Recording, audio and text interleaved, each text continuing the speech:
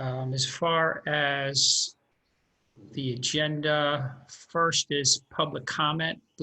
Mike, Mr. Buswell, we'll hear from you for public comment. You all set? Sure. Okay.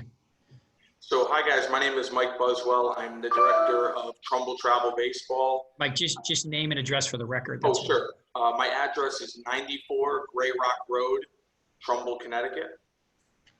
I've been a lifelong resident.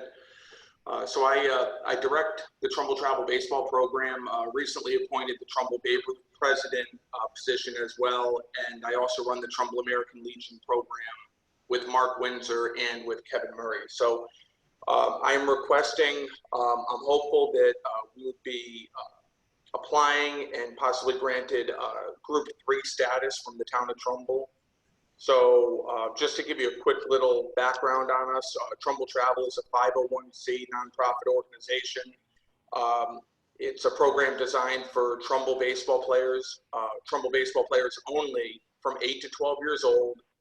We are full 100% Trumbull residents. So it's a program designed to give a little bit more than the core league, the average, regular core league of Little League. We give a little bit more to be able to keep the better kids, or the kids that want to probably get a little bit more baseball than the recreational setting.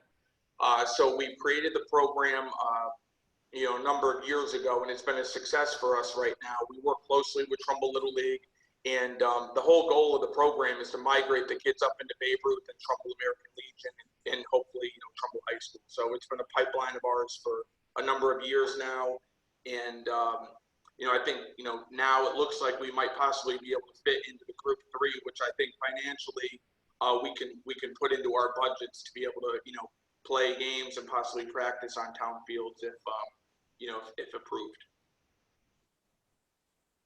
So I filled out an application. Be more than willing to ask or answer any question that's asked of me. But I submitted everything, and I don't know how much more in depth you guys want me to go, but I'll give you as much information as possible.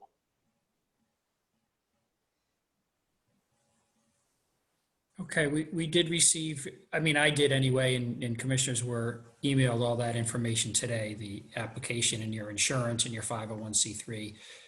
So we have it. Do the commissioners have any questions why Mike is here? Because we'll be discussing it later on in the meeting, but.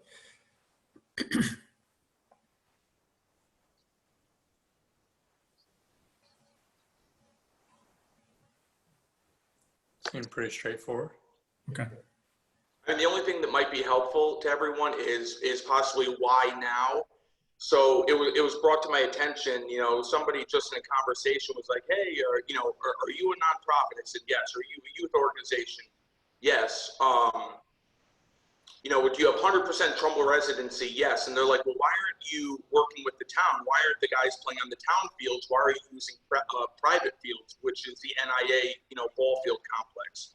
And the purpose for that was a number of years ago when I approached the town, the way that the groups were set up, I was not falling under a group status that we could fit into our budget. I thought the price was a little high, which was going to cause us to raise our prices more, for field rental, for lining fees, etc. So that's why we've been at the NIA. But when I reviewed the the commission and the different groups, I think that Group 3, which I think I would be able to fall under, I think we could definitely afford to go into that and stay within a pretty good budget that we already have existing. So just to give you a little bit of background of where we've been and kind of where we're looking to go. Mike, were you using the NIA for the older kids too, 13 and up, or just for the Little League kids? Only for the 8 to 12 year olds. So for the 8 to 12 year olds, and part of the reason coming to the town now is the program has grown over the years. So being on the Babe Ruth board for many years, we thought it was important to have a feeder program to keep the kids in town. So some of you guys that maybe have been on the commission for a long time might remember the Trumbull Little Legion program.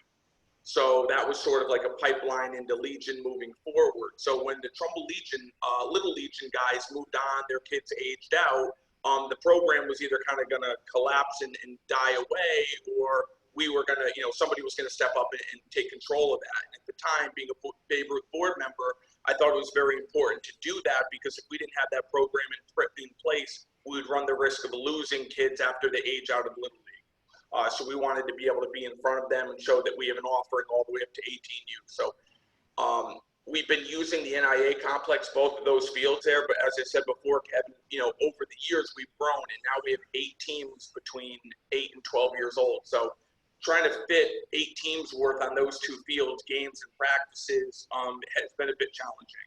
So, possibly being able to go over to the town to use some of those fields could greatly alleviate some of our scheduling conflicts that we run into. But is this request for everyone, 8 to 19, or is it just for the? This is solely for our 8 to 12-year-old. It is, okay. Yep. Okay. See, I kind of didn't get, I'm glad I asked that. I didn't get the gist of that. Maybe the other commissioners didn't, so, okay. Yeah, 8 to 12 is our Trumbull Travel program that we do everything out of the NIA. 13 years old to 15 years old is all under the Babe Ruth umbrella, because we play all Babe Ruth sanctioned. So we do everything under the Babe Ruth umbrella. We pipe them right into Babe Ruth. I think that's a misconception at times, is people think that Trumbull Travel goes into 13 to 15, when in reality you're aging out of Trumbull Travel and coming into Trumbull Babe Ruth from the 13 to 15s. And then the players have the option to either go to Trumbull American Legion or Trumbull Senior Babe Ruth. That's our kind of vision that we explain to the parents. So just to be clear, it's for every 8 to 12-year-old who signed up, or just ones that are picked for it? It's for all 8 to 12-year-olds that are picked for our program. Nope, that's not the question. So the question was, is it for every 8 to 12-year-old, or is it just exclusive to ones that are picked? It's for all 8 to 12-year-olds in our program. Okay. Well, Sorry, Kevin. So I mean, Mike both said, Mike Travazano, who asked that question, the ones who aren't picked are in the core program, correct? Yeah, we try to limit cuts. It comes down to the only time we really cut kids is if we run into a roster issue where it's going to be difficult to have that many kids on a team. It's gotten to the point where the program has grown and a lot of the interest is there, so we try not to cut as much as possible. Again, the only time we would run into the risk of cutting would be, let's say, we have one team in an age group and we have 17 kids that go out for 13 spots, something similar to that. So we try, because the thing is, once we cut kids, then we run the risk of losing them for the future. So we try to always find a home for everybody that tries out. Doesn't always work that way, but that's our ultimate goal. So back to my question again. So the correct answer then is, it's not for everybody who signs up. It's exclusive to the kids who are picked for these teams. Yes. That sounds like the answer is. Yes. Is that correct? Kevin, does that sound correct to you? Yeah, it sounds correct, because even if the athlete does get cut, he then falls back into the core, which is already category 3. So, so the difference is the kids that get picked on this team, basically you're picked out of category 3. Theoretically, am I correct, Mike? Correct. Yeah. So I don't believe it's hurting our town residents or our core, because if they don't get picked, they fall back into the core category 3 anyway. Well, Kevin, to that point too, we work closely with Trumbull Little League. So we mandate that all of our Trumbull Travel players play Trumbull Little League. So there's not anyone in our organization who's leaving Little League to play with us. Our program is in addition to Trumbull Little League. So I'll sit down with the Trumbull Little League president and he'll say, hey, we would love to play our 12-year-old games on Tuesday, Thursday, and Saturday morning at 9 and 11. And I said, that's great. We'll play our games on Friday or Sunday afternoon, because traditionally Sunday is not a Little League game day. It's more of a makeup day. So we work closely with Trumbull Little League. I played in Trumbull Little League. I have my own children in Trumbull Little League now, so the last thing I want to do is jeopardize the core program. I like to think that we work well with them, and I like to think that we do a good job making sure that all of our players play Trumbull Little League.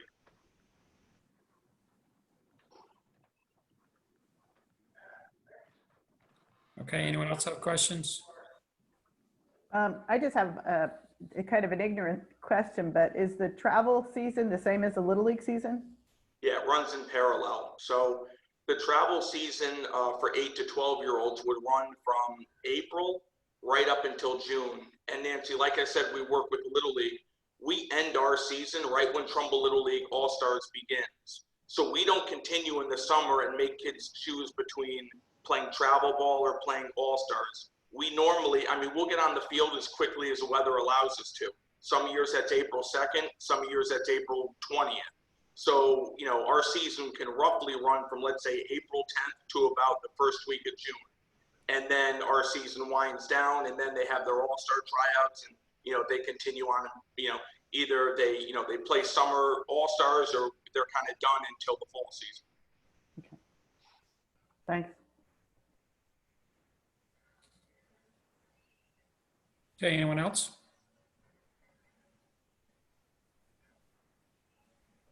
Okay, thanks, Mike. No problem. Thank you, We'll guys. I discuss appreciate it. your time. We'll discuss and get back to you. Perfect. Thank you so much. You're welcome. Bye. Okay, so getting back to our meeting. Acceptance of minutes. Do we have I'll make a motion. Oh, I'm sorry, go ahead. When I have to go through my spiel. Yeah, right. Do we have any corrections, additions, or deletions to last month's monthly minutes? Okay, would anybody like to make a motion to accept the minutes of last month? I'll make a motion to accept. And John will second. Okay. So moved. Okay, correspondence. There was a few things, correspondence that I sent over to you. One was the letter from the gentleman walking in Twin Brooks and had the young kids come up on him and he sprained his ankle. And the other was a request for a permit for Indian Ledge for quite a large gathering by a church, but Laura, that has been withdrawn. The One Love LLC, that has been withdrawn. Is that correct? Yes, she said that they secured another venue and they didn't need us to discuss it tonight. Okay, so those are the two pieces of correspondence that I had forwarded over to you. The other one being that letter that we had from Ira. I believe his name was Ira. And I'll bring it up here.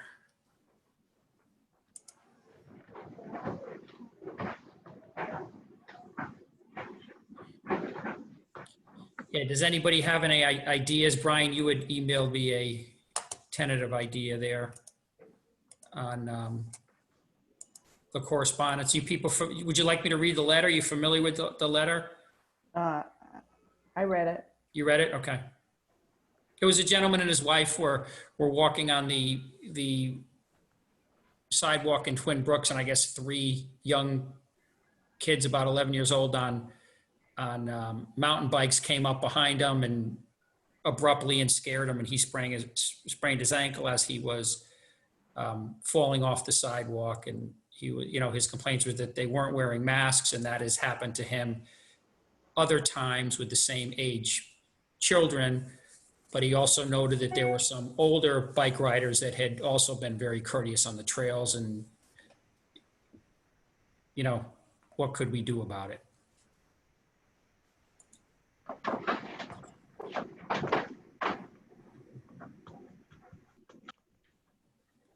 So I want to know Brian's suggestion. Oh, sorry. I thought can you hear me? Yes. So I just said, is there a way to put some signage next to the path to just say no bikes on path? I mean, short of, you know, the rangers, which I'm sure they're being vigilant, you know, it sounds like it might have been a one-off incident potentially, but, you know, Dimitri, is there a possibility to put some signage out there, or is that just going to get ripped up and thrown in the pond? Well, Probably both. We could put signs up when we can take them out of the pond. But no laughing. I think really the question is really where were they? A lot of those paths that you're talking about, or the sidewalks in Twin Brooks, are technically allowed for bicycles. They were designed with the rails to trails system in mind. Money was put into them for that purpose. There's even some signage out there currently where you actually instruct bike riders to dismount, to do this area by carrying your bike. So it's really not something that we are allowed to prohibit in Twin Brooks specifically.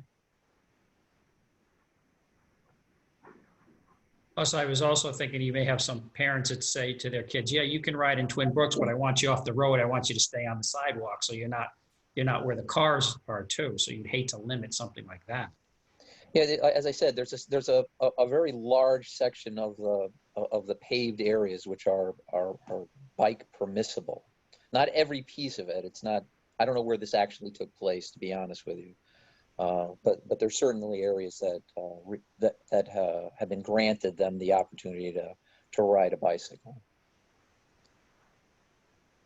Yeah, unfortunately, we don't know the particulars. There are some blind curves and some blind hills there where these kids could have been flying and all of a sudden realize that those people were in front of them and didn't even do it on purpose. Unfortunately, we don't know the situation. No. But that's kind of something that's difficult to manage.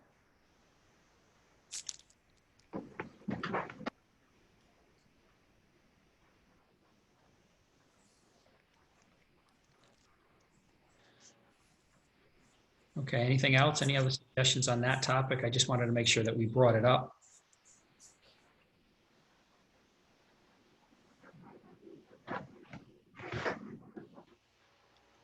Okay.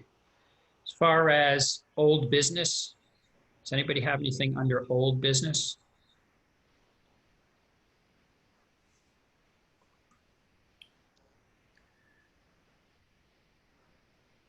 Nothing under old business as far as. I was asked again about pickleball. All right. That's I don't know old. if I said to contact Kevin and Dimitri. Thank I don't know you. if you guys took care of it in the last month or so. I have not heard anything about pickleball in the last month. Dimitri? I hear nothing except pickleball and baseball and swimming and more trails and more and more.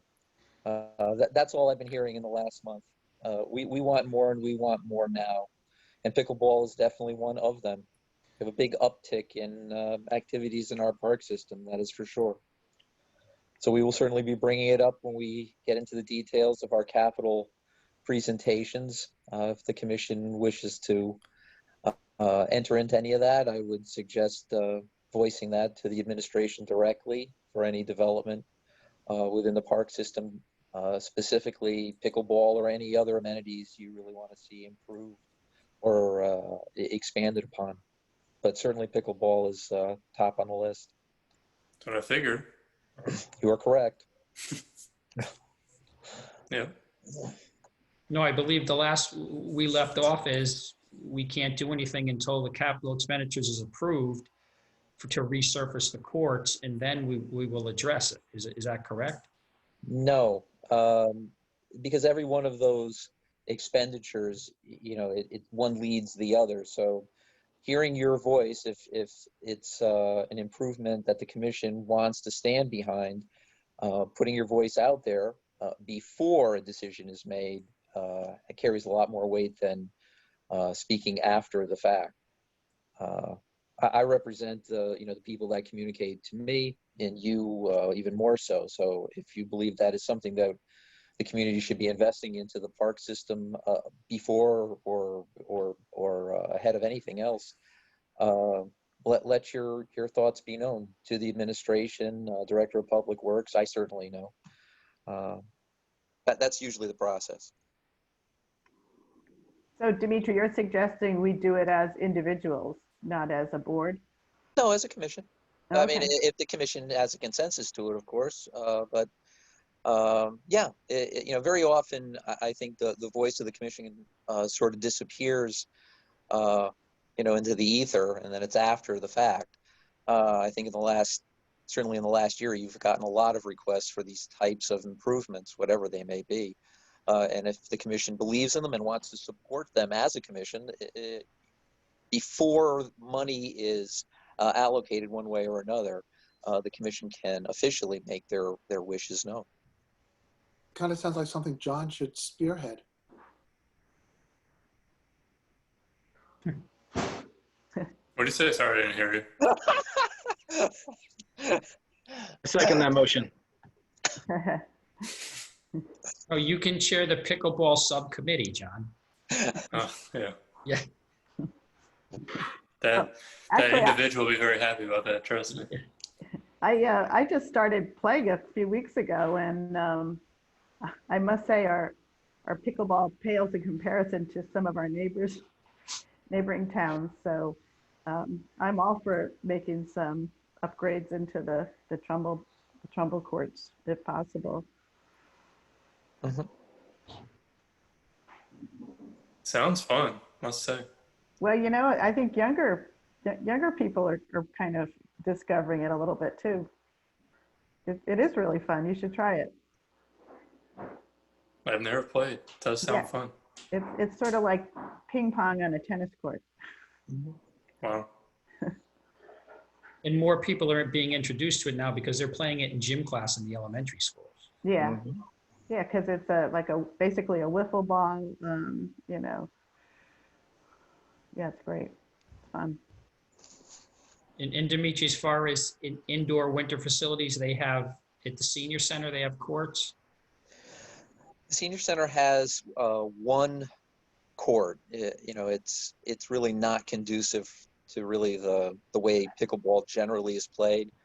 But we initially started off with trying to use it as an entry to the activity to the seniors at the facility.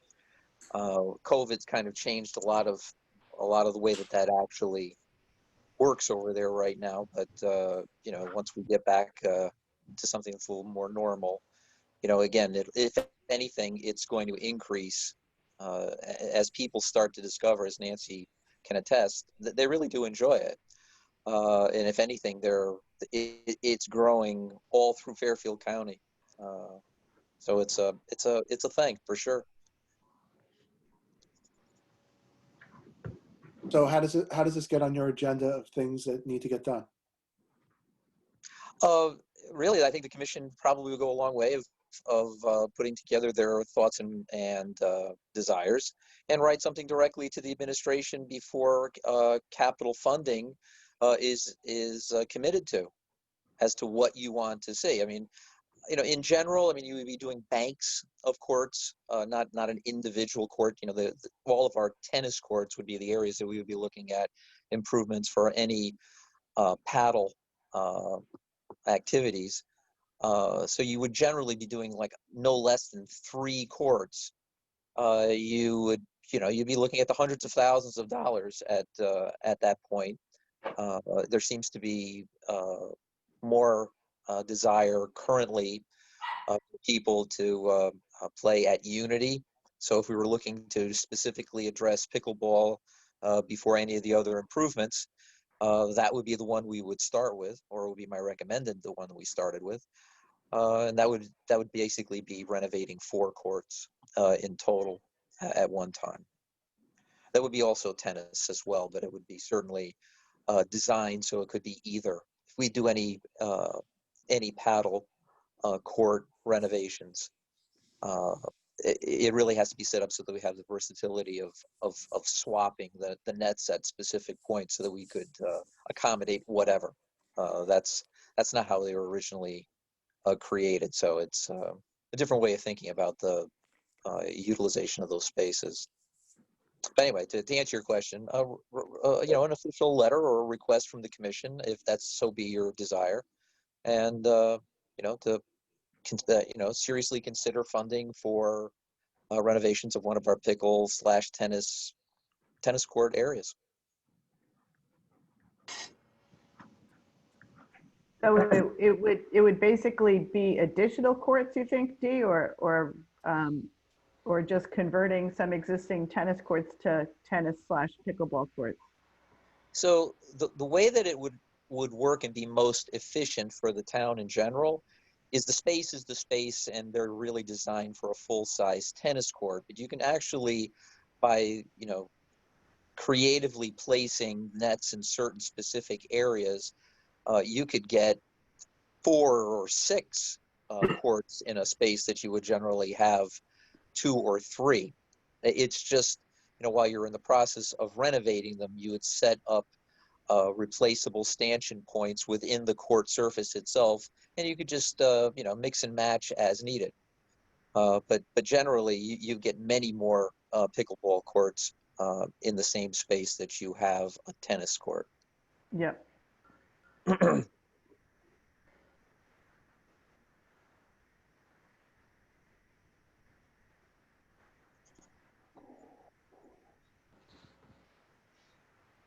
anything else? We're still on old business. Hi, Ken, we see you joined. I did. I'm sorry. The agenda reads 7:30 start. Yeah, I know. It was 7:30 start the last few, but when Bill sent out the invite, he made it 7. So I'm sorry. I'm looking at the printed agenda, which yeah, okay. That's right. We're on old business. Do you have anything you want to bring up? um, sorry, just a minute. No problem.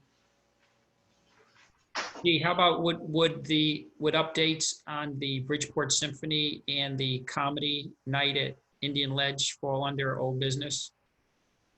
Yeah, I would think so. Yeah, why don't you update us on that while Ken's looking? We had really 2 very good events. They went off without a hitch. They did what they intended to do. They kept their numbers within the allowable numbers. Really nothing exciting to update you on. It was just I think the process was more the issue as it pertained to both of those events. I think we certainly have discovered a lot as to what should happen, and we've reviewed a lot of the reasons why things evolved the way that they did, mostly because a lot of it was taking place really in isolation during the early months of COVID. But everybody lived up to their expectations. No surprises one way or another. Positive feedback from the participants and the attendees. As I said, the events themselves went off well. I do have a couple of questions about that event, the comedy event. So in the notes here, it reads that there was one comedy event at Indian Ledge, and there was one at the Town Hall gazebo. That's correct. So how many people attended each event? The Indian Ledge event was capped at 400. The Town Hall gazebo event was capped at 150. That I understand, but how many did attend? That was my understanding of who were there. I wasn't there with a clicker, but that was my understanding of the number of individuals that attended. So you had 400 people at Indian Ledge? That was my understanding, yes. So when did they decide to change their venue to the gazebo at Town Hall? I don't think that was discussed. I thought that both events were going to be, or the one event at least was going to be at Indian Ledge. I don't think we were aware of a Town Hall gazebo event. So they're 2 totally different events. The comedy night was Joe Garrick's comedy club event that was permitted, and the one that was at the town hall was actually presented by the Rotary Club.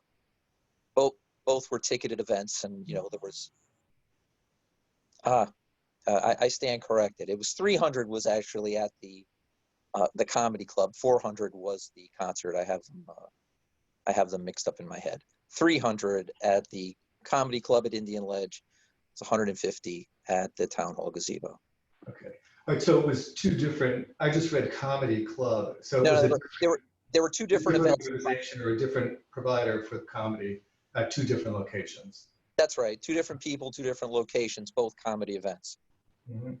And it noted that the Rangers did an excellent job of managing both events, and they should be applauded for that. But what was the total revenue that was achieved from the comedy event at Indian Ledge? Indian Ledge got the standard rental fee for the entire park of $1,500 Uh-huh. because the entire park was closed down. Right. And out of that, we paid, as well as they paid for the Ranger staff that was present. You have to forgive me, I don't know what the town hall one cost. I think it was like $175. It's much less, but as well as they paid for the Rangers for that as well. Mm-hmm. Okay, thank you.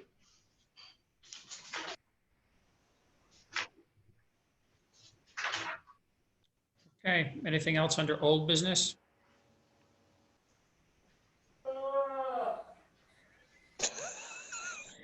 I guess not. Okay, moving on to new business. We have the field user group status for Trumbull Travel Baseball. Comments or opinions on that? So I just want to confirm, Dimitri, they would be in the same category as Trumbull United?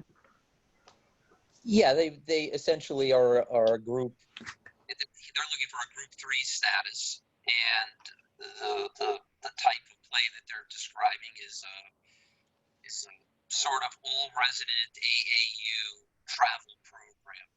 So yes, to answer your question, almost identical to Trumbull United. And do you have, this is new, right? This is an add-on to what we have for baseball in town at this point? It is. Is there field capacity for this? Doubtful. In terms of really what their demands will be. I saw the official request form today. Games probably easily doable. The practice schedule right now for any of the organizations is kind of overburdening the fields in general. And so we would kind of be put in the position where we would have to deny some of the request. So it's not that the entire request should be dismissed. It's just I don't think that we'd be capable of providing everything that they want.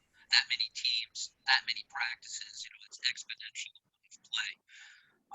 Fields couldn't handle that, at least in the current configuration of the fields. And there's more. That's this is just one request that's out there. I anticipate there will be more requests within the coming year for similar field time. So at some point or another, we're probably sooner rather than later going to be hitting a capacity issue.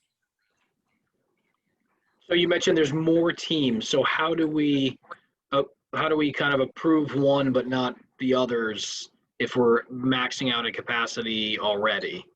Is that would we look at the whole system as an inventory that everybody would have to share? Therefore, if one of them wanted, if there's 100 spots and you have one team, they get 100 spots. If there's two teams, each team gets 50. And is that how are we going to figure that out? Well, off the top of my head, our core, as we call them, our core groups, the no-cut core groups, have always got first dibs at available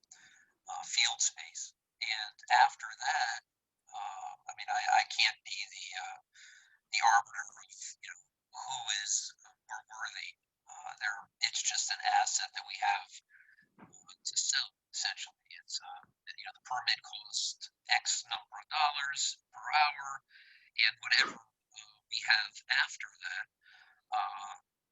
it's available. So I would almost say it's a first come, first serve, rather than trying to manage, group A gets one slot, B gets a slot, group C gets a slot. Not saying that we couldn't do that. It's just would be a lot more complicated in the permitting process.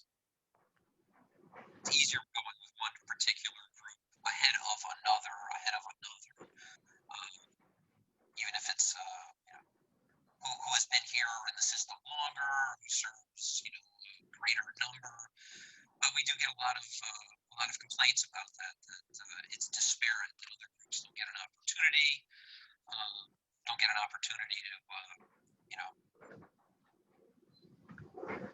an opportunity to get field space, etc. So you mentioned this is one of several. Are the other ones, to your knowledge, have they submitted anything, and are they the same as Mr. Buswell's, or are they different? The best of my understanding right now, they're very similar, if not exactly the same as Mr. Boswell. I just got a question.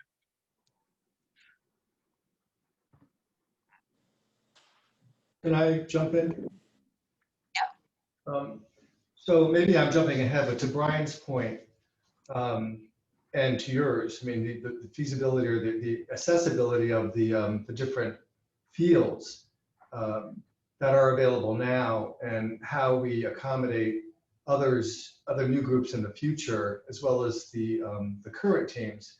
You talk about a reconfiguring in your report of Nothnagel Field for more multi-purpose use and enlarging the skinned area. Is this to accommodate the current roster or teams that we have, or is this to accommodate more teams? What we currently are experiencing right now, and Mr. Boswell's request is only going to expand beyond that. So what we had is Nothnagel Field, which you're certainly familiar with, is just essentially it's a softball field. It was experiencing some significant lipping in the outer perimeter, so it was going to need some work and removal. Because Nothnagel doesn't really allow for any type of irrigation, trying to get grass to grow back is actually more costly and time consuming. And we had a surplus of some extra clay when we did work from some of the other fields over the course of the last few years with a stockpile.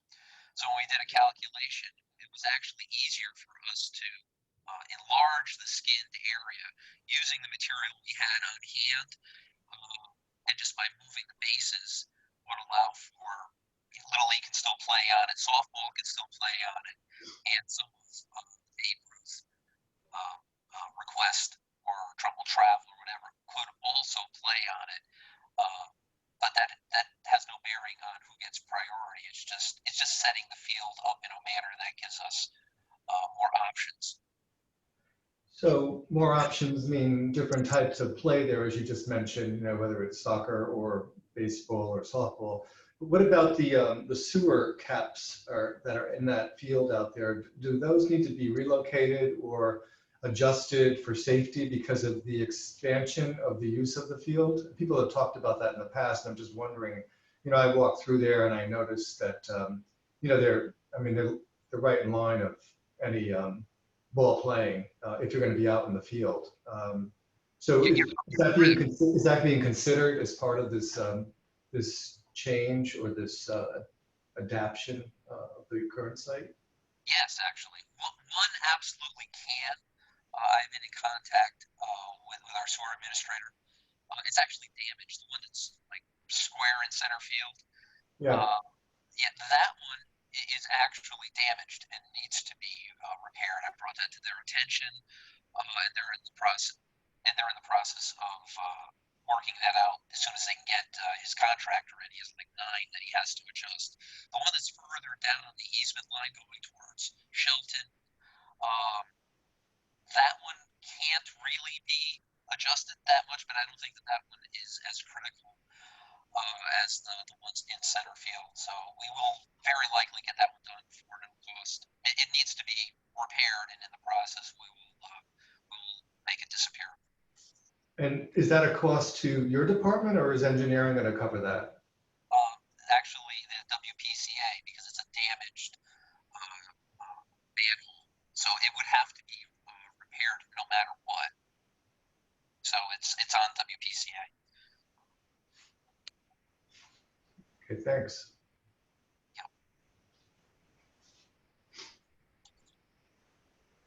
Okay, so back to this. Is Mr. Buswell here tonight? He came. He gave an opening remarks. He gave a presentation at 7 o'clock. Oh, I'm sorry, I missed that. Okay. Kevin, I just, I was wondering to Mike's question about the cut policy. It seems to me leaks with no cut should have priority over, right? They would. Okay, they would by their group status? Well, we actually don't have a differentiation For that specific condition. It's just what we have always honored. So no cut always came before, pay to play or AAU or anything like that. So that is the manner in which I would continue to allocate field space. Little League is, come one, come all. They're going to get those fields before anything else, and whatever is left over, then it's an available asset. It probably should be memorialized specifically at some point or another. We've just never done it that way. As far as the pecking order for fields, it's always been the core groups are priority. Correct. Now you have, if you were going to have Mr. Buswell's group, so he would be the core group plus one, basically, right? So even though he was in 3, he still wouldn't have the priority that the core groups have. Yes, in terms of the demand of that field, like ahead of somebody else. Probably what should happen is, and we have the ability to do this, or I should say, the field use committee can do this. is just make a minor adjustment to the tiers. It Doesn't have to change any of the costs or anything like that. It's just by making sure that the no cut is a tier prior to the cut program. It essentially clarifies the historic practice. But we don't have to. I'm going to do it that way anyway, unless you tell me that I can. But if we granted him tier 3 status, does that mean that they would then be ahead of 4, 5, and 6? Or once you're after core, is everybody equal? I'm just talking priority wise. In terms of the way that the tiers are set up, it's designed to allocate available field space by availability and priority. So, we will eventually face the same problem. Actually, we're facing it right now with like Trumbull United, for example. The way that we've sort of gotten capsized with field need this year, if a field closes for any reason, we were in hot water because we weren't able to give every one of our traditional organization everything that they asked for. We had to make some serious accommodations. In the coming year, I actually don't see that getting any better, to be honest with you. I think a lot of the issues that are going to be generated at the school, they've never taken up so much of that campus as they have right now, and thereby creating the cascade effect of lack of fields. So somebody's going to be left with, no, I can't give you what you asked for. In this scenario where you're dealing with pitch sports, Trumbull United would be, akin to what Mr. Buswell is crafting. They are 100%, well, they fall within the tier 3, almost 100 or 100% resident travel cut program. If there isn't a field for them, the core program should rightly get it first before Trumbull United. So I mean, it is changing. Every one of you that's has been following sports in the last decade knows that travel programs are the rage. I don't see them going away. What the demand is, and then the question is really how much of our resources do we dedicate and put aside for our core programs, and what do we make available and how, which to any of these other organizations who could actually help pay for some of these services. I'm not saying that this is a profit-making venture, but we certainly make it very economical for any of our core groups to play on town fields. And I'm sorry, and I wasn't here for this, but what was the response to Mr. Buswell's request? I mean, how do we end that with him? You haven't decided yet. We didn't give him a response. We're doing right now what the response would be. We told him we would discuss. Right. So I think it would be beneficial, for him to continue to stay on with this meeting so he could hear what the concerns are, and giving him what it is that he's requesting. But unfortunately, I guess he's not here. So this really needs to be defined much more completely. I see these groups coming in all the time, and I understand it. I have kids or grandkids that have been on travel teams, but we really need to take care of the core groups that we have in the town itself before, I think these people need to be on notice that the accessibility to our resources are very limited. And so they walk away knowing that it may or may not happen as they may think it might. So this needs to be discussed further. I think that moving into 2021, it's clear to me that it would probably make a lot of sense for me to put together sort of a matrix of all of our fields. Every field only has so much play within it, okay, before it's a motocross. And some have more than others. And essentially that's the number of available permits that exist in total, in a weekly, monthly, daily scenario. And once you exceed it, you've exceeded it. I mean, we just simply don't have it. So I think that needs to be made clear now to all of our user groups. Yes. Right from the onset. It's like, look, this is what we have, literally.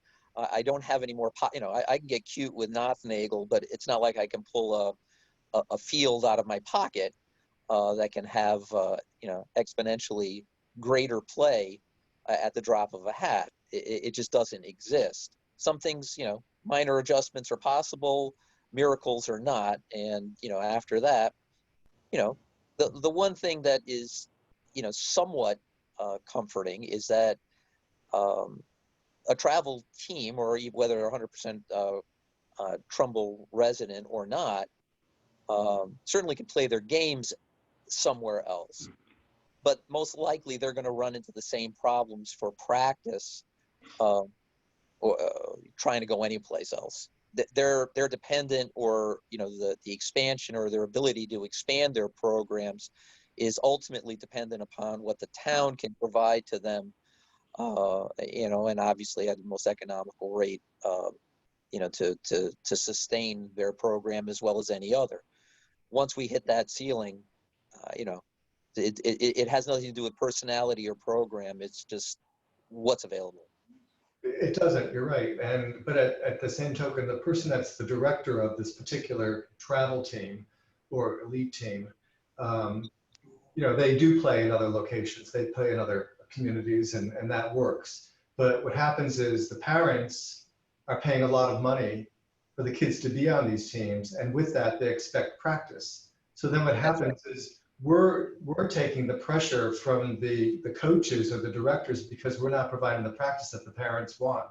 So again, they need to understand that if this is what they're putting together as a group, that they need to go back to the people that are involved with their group or that want to be members and let them know that, to protect themselves as well, that the practice schedule is going to be limited based on the resources that the town has.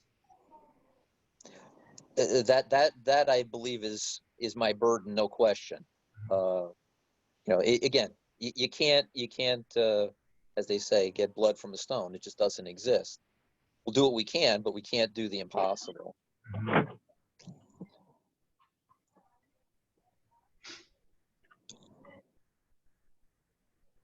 Kevin, are you seeing any Q&As, or are they just heading at me? I can see them. Oh, okay. So I don't know didn't know how that was, the process is with that. I mean, questions, Nancy, questions to the commission? Yeah. Yeah, but I don't know. Dee, would you answer those? Well, I don't know who's supposed to. That's what I'm asking. That's a very important point, because there's no public comment at these meetings. And this goes back to my point that I made via email about in-person meetings. And, I won't get into it too much at this point, but we need to discuss this. People are allowed, if you will, to send in a question to the commission. I don't know who's answering these questions or if they're even coming in. I haven't seen any. They're there. They're on the screen. Yeah. A guy named Manny he's coming in. Right. So he asks a question, and then I guess someone responds to the question. But then there's no, so the question's answered if it is, and then, but there's no dialogue beyond that. So I think there's a lot of give and take that goes with a question that might come up from a resident or somebody that wants to discuss whatever that they. Bill, Laura, I mean, is there any protocol here? The email that you forwarded to me, Dimitri, on Friday, I contacted that gentleman and invited him to submit his comments by 4 p.m. today so that I could forward them to the commission. But I did not receive anything from that person. I don't know if this is the same gentleman answering or asking the questions tonight. I think it is, but my question is with a Zoom meeting, is more like just protocol for Zoom. What happens when Q&As come in? Are we allowed to answer? Should we answer? Who answers or we don't answer? I think that's probably up to the commission, just like it's under the commission's purview of whether we have live public comment or not. Got it. So Kevin and the commission got it. Yeah, I mean, we can read the question and address it. But I think if there's a question that comes in from a resident, yes, we could read the question, we could answer the question, but I think that live public comment is important. And I think that people, if they want to be part of the process, then they should be allowed to participate in the meeting with public comment, which we've always had. I mean, if we're not going to do this in person, then I do think that public comment needs to be part of this process. This Bill. You get these meetings back live. Ken, did you say that P&Z was meeting live at the town hall? And well, P&Z has met live. I mean, they were going through a lot of discussion and negotiations with the mall. So I know that they were meeting. I believe the Board of Ed has met on occasion. I know they had emergency meetings, but I'm just not understanding why we can't have an in-person meeting. And if we can't have an in-person meeting, then I do feel as though the public should be allowed to be part of the meeting via Zoom. So this is Bill. I'll answer those questions. Yes. The public is currently available and they're currently watching this meeting. So Manny is a member. He's a resident. I'm assuming he's a resident. If you click participants on the bottom of your screen, you'll see that there are 3 attendees watching this meeting. Those are residents attending the meeting, watching the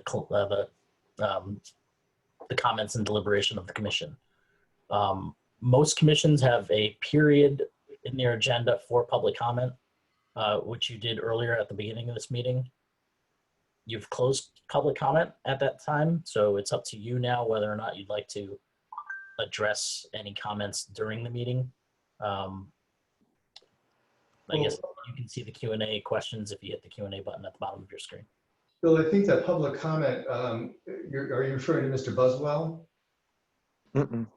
No, there was, well, I mean, Chairman Bellows opened for comment, I thought, at the beginning of the meeting.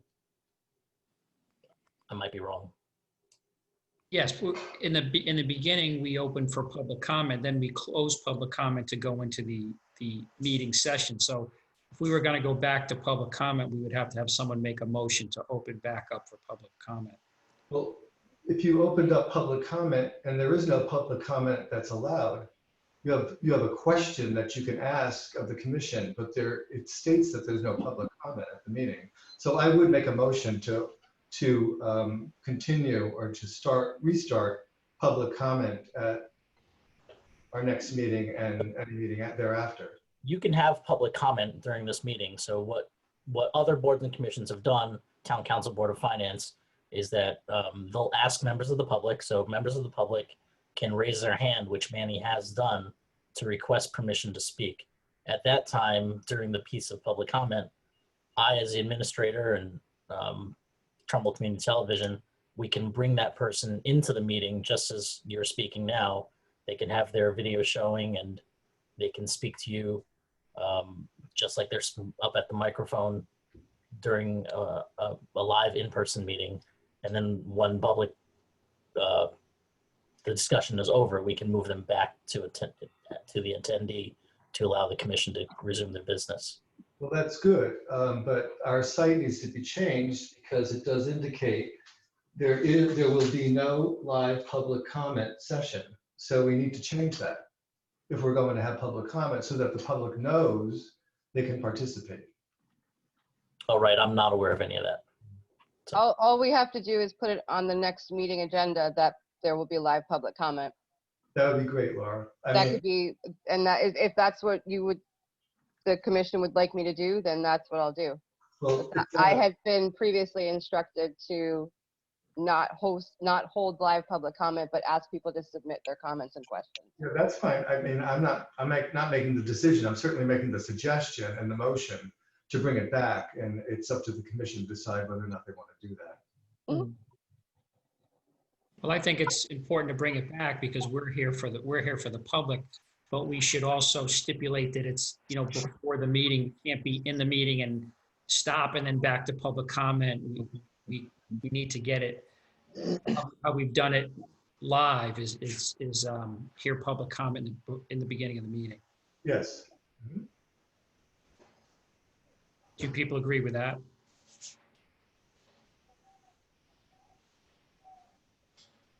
Okay. Do we need to make a motion, or is this just a general agreement with the commission?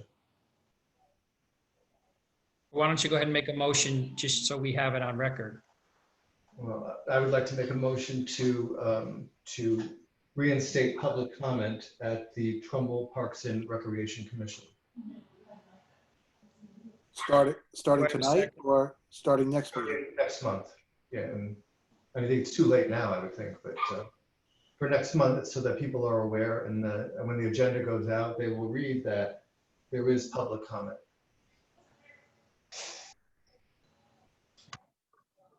We have a second. A second. Okay, how about a hand vote of everybody in favor? All right, let the record show everybody raised their hand, so moved. Thank you, Mr. Chairman. Okay. So tonight we're going to pass on the Q&A? You don't want to go back just for this thing, or? I think there's only one question on the board. Do we want to open up public comment and take that one question? Just take that one question from one person? If someone makes a motion to open up public comment, we can, and then I can read the question, or we can answer it. Well, Bill said he could bring him in. Couldn't you, Bill? So I make a motion that we open public comment again and allow Bill to bring the resident in with a question. I'll second. All right, all in favor, hand vote? Okay, so moved. Go ahead, Bill. Okay, I've brought Manny in, and he should be able to control his own audio and video to speak. Good evening. Welcome. Just name and address for the record, please. Manny Torres, 918 Daniels Farm Road. Also 25 Lindeman, also business owner at 25 Lindeman Drive in Trumbull. My question is Trumbull Travel underneath the Babe Ruth umbrella? Because I am a local business and I also reserve fields. And I see, you know, I get the monthly schedule every month, and I see that Babe Ruth is reserving multiple fields at Trumbull High and other locations in town. But then you show up to the field and it's clearly Trumbull Travel Team. So I'm wondering, how does that work? Is this two different entities? Is it one entity is it two entities under one umbrella, under the Babe Ruth umbrella, or is it two separate things? Because as a local business owner here in town, I have reserved fields, and it's obviously convenient for our families. We do have about 60 residents in our program, and obviously I have no problem. You know, I don't know what tier I am, but I know the fee is I'm underneath the businesses coming in to rent the fields. I have no issue with that, but I just feel as if it's Babe Ruth, it's Babe Ruth, and I get it. But if it's Trumbull Travel, it should be Trumbull Travel. I mean, and I feel like Trumbull Travel is using the Babe Ruth umbrella to their advantage to get the $18 per hour field rental instead of paying the $150 for a doubleheader. I hope that makes sense if you follow. Yeah, I understand what you're saying. Dimitri, I believe they are falling under the Babe Ruth banner. Well, I think that's what has been stated over the last few years.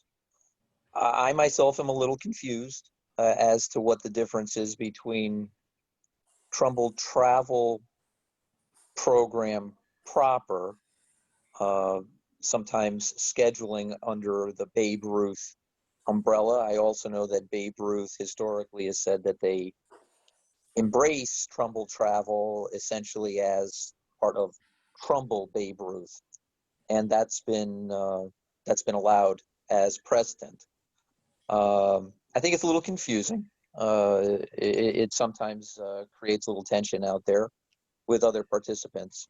Would it make sense to get Babe Ruth person in charge and the Trumbull Travel person here at a meeting together, and we could kind of clarify everything? Well, as it is right now, if Mike is still here, Mike Buswell is now the newly elected president of Babe Ruth, as well as Trumbull Travel. If Mike is here, perhaps he can elaborate on that a little bit more and what the differences are.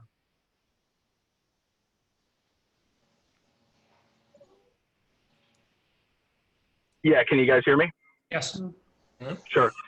Yeah, so I said earlier in the phone call, I think the confusing part for people is they don't realize that you age out of Trumbull Travel 9 through 12 and you migrate into Trumbull Babe Ruth 13 to 15. And that is why the program was designed in the first place. So they had a home after 12 years old to migrate into Babe Ruth and then up into either senior Babe Ruth or American Legion. So there is no Trumbull Travel 13 to 15. It's all under the Trumbull Babe Ruth umbrella. All of our players are registered under Trumbull Babe Ruth.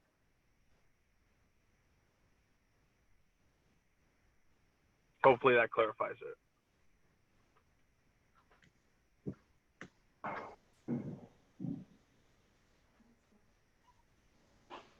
So basically, the answer to Manny is yes, it is Trumbull Babe Ruth. Yes, it is Trumbull Babe Ruth, correct.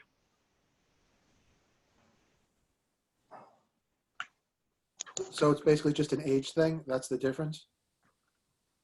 That's correct. Because you stop after the 12-year-old year and then you go into 13-year-old Babe Ruth. Mike, is there a different fee schedule for the two different groups? I believe, well, I mean, 13 to 15 should be in Babe Ruth tier 3, I would believe, correct? If I'm wrong. I think Babe Ruth is tier 3, group 3. Yes, they are. I have one more question, because when you're 13 to 15, there isn't a core league involved with that. That's just Babe Ruth. Is that what it is? We have both options for residents. So you have the option to play in the core league, to play core league and on our travel all-star team, or to do one or the other. So anyone coming into Babe Ruth has 3 different options. So core, all-star, and what was the third one? Or one of the other. So you can play both?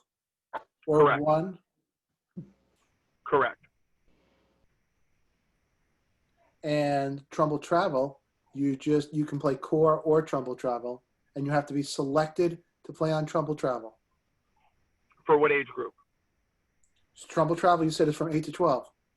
Yeah, 8 to 12, 8 to 12, you play Trumbull Travel, and then we mandate that the kids also play Trumbull Little League.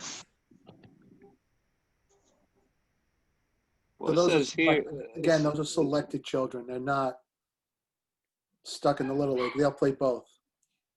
Correct. Okay. so I'm looking at a flyer right now that says 2021 Trumbull Travel baseball tryouts, and it says 13, 14, and 15 will be held at Trumbull High JV Field. This is Trumbull Travel. It says Trumbull Travel. It does not say Babe Ruth on 13, 14, and 15 tryouts for Trumbull Travel. It says Trumbull Travel Baseball. It has nothing. It says nothing here about Babe Ruth on the flyer here that I'm looking at, and it's $20 tryout fee at the Trumbull High JV Field on November 7th and November 8th. And I don't see I don't see anything here that says Trumbull Babe Ruth. It just says Trumbull Travel Baseball. So that's where the confusion is at. Yeah, I'm sorry about that, Manny. Anyone that goes into 13 years old signs up directly through Babe Ruth. All the checks and balances, everything goes through the Babe Ruth organization.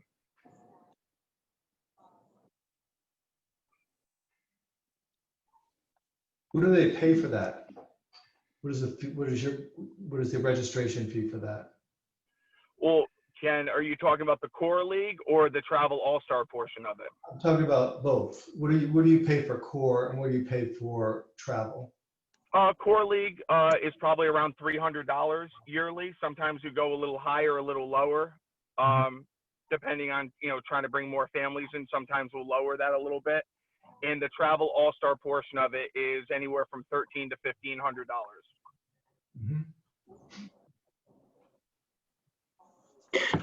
Dimitri, can I ask, so when we redid the field use policy and everybody had to get rated, into a tier, there was an application process that kind of justified why you would be in a specific tier. Do we have that from Trumbull Travel?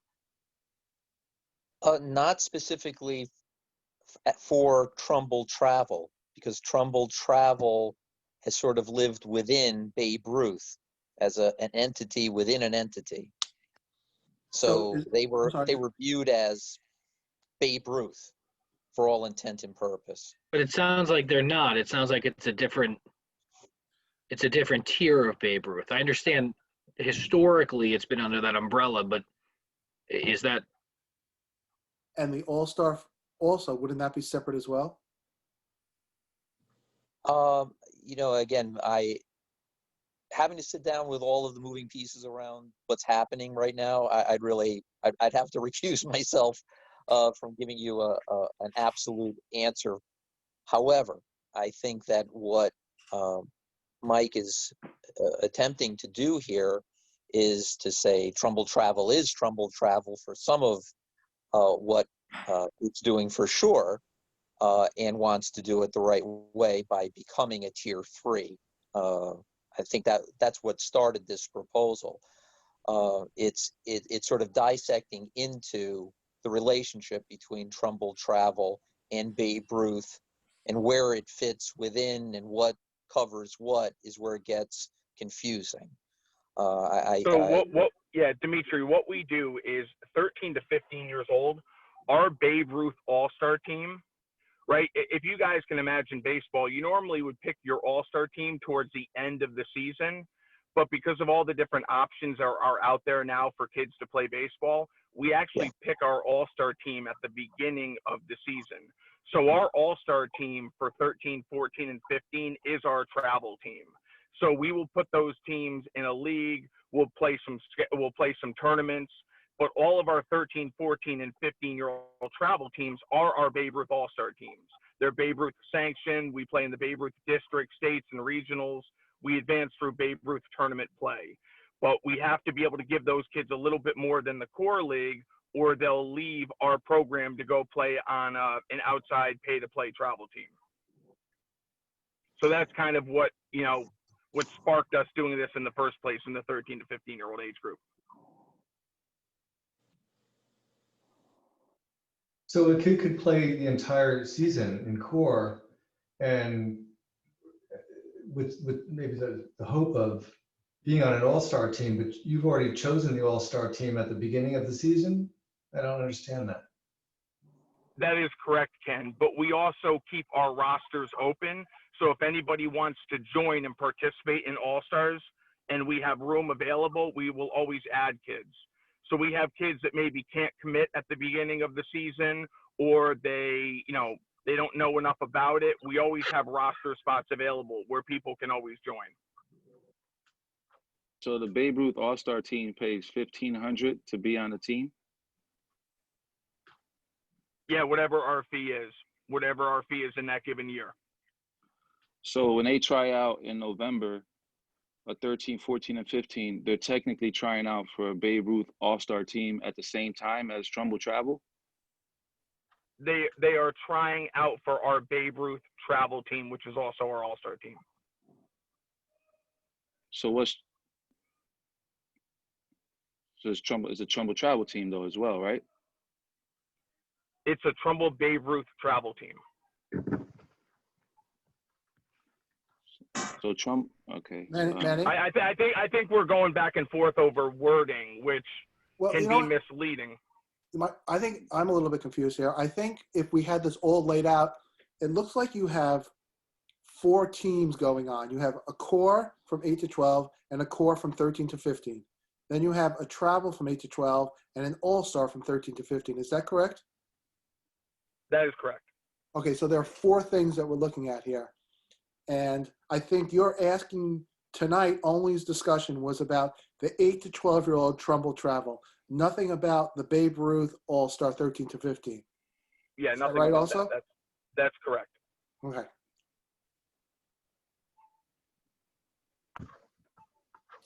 Right. That's correct. That's why I was confused when Mike first came on. I thought he was talking about all the programs, but he was just requesting 8 to 12 8 tonight to 12 Trumbull Travel.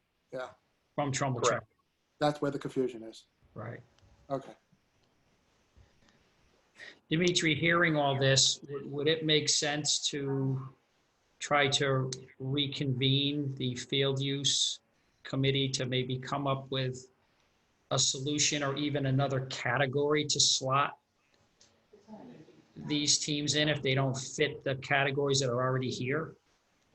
Well, you can just do it as a first come first serve basis until you're hit with a situation of disparate treatment from one group to another, not getting an opportunity, or yes, but I think you run into sort of the same problem. They are not like really a core organization. The core groups as we define them are already taking up quite a bit of our field space as it is. So what are we really weighing in on? I don't have that much, to offer. It's we've lost fields in the town that have traditionally been utilized by a lot of groups, in that once upon a time they played on all of the elementary school fields. Those are just not viable options any longer. So all of those fields are gone. Now it puts that much more stress and pressure on either the high school campus or the traditional park fields to shoulder the core program. Anything additional to that at some point or another kind of tips the ship over, to be quite honest. If we're going to be looking at the Babe Ruth program that will be, renamed Trumbull Travel for this category, if they get, whatever their request is, that's great. But if they don't, then what more can we do? We can't give them a commitment other than to let them know that it is limited. The availability is limited at some point. So I'm not opposed to going back there to try to clarify it, but the way we're going to hit the same wall either way is my point. Unless any the commissioners have any other thoughts, weigh in. Brian, anybody? I'm not sure I do, and I'm not sure I'm 100%. I'm not sure I understand it like Mr. Travisano does, and who stated it so eloquently. However, so I guess my question is, if my kid doesn't make Mr. Buswell's team, my kid's not going to have a chance to play in town a travel team, right? So Dimitri, you mentioned that some other folks are potentially going to be applying for this type of team. I guess my question would be, why are they not playing for Mr. Buswell? And are we excluding Trumbull residents because, these kids, my kids have played sports since they were tiny, and you kind of got this core group of kids that are better than some, and they always make the travel team. So if my kid doesn't make the cut, I'm going to be out on my keister. Is that why you see other teams trying to come in, because there's not that opportunity, or is there that much of a demand from the baseball folks? Because I look back to other meetings, and everybody was talking about how baseball was shrinking so much and they had to charge so much per kid. So I'm just wondering why other travel teams would be trying to come into town. There is always an opportunity to splinter. I mean, sometimes it's personality based, sometimes it's the specifics of what they're offering in their training protocols, and everything and anything in between as to why somebody would want to sign up with one person or another. But you can even have a coach who would want to splinter off and avail themselves of more practice time, and they fall within a similar category to what Trumbull Travel is offering. They're virtually identical. We experienced something like this. Gosh, I can't remember how many years ago. Remember the Titans? Remember that? Anybody? When they did everything right, and they were effectively capable of hitting all of the obligations for field time, and we had to give it to them based on the conditions that were in place. It's a similar situation as to what we're dealing with now. It can just sort of go beyond our ability to provide the service. So the Titans were like minuscule compared to what essentially can happen with this. If you have 12 teams with as much practice as they may need plus games, where do they go? How do we field them? And if you add anything else to that list, well, then who do you decide doesn't get it? That's the challenge. Even by adding another tier, and we would ultimately have to categorize, the properties that make up that other tier. Well, then we're still out of field space. Who in that other tier do we not give field space to is my dilemma. The personalities of the program mean less to me than maintaining the asset. That's my job, both financially and agronomically. It just is what it is. Hits a wall. Well, the reason that we're facing these problems now is prior to the field use policy, we didn't allow anyone to play in the fields unless it was 100% residency of basically a town group. Now that we have the field use policy, we allow anybody to play on the field as long as there's an opening and they're willing to pay what their category requires. Correct.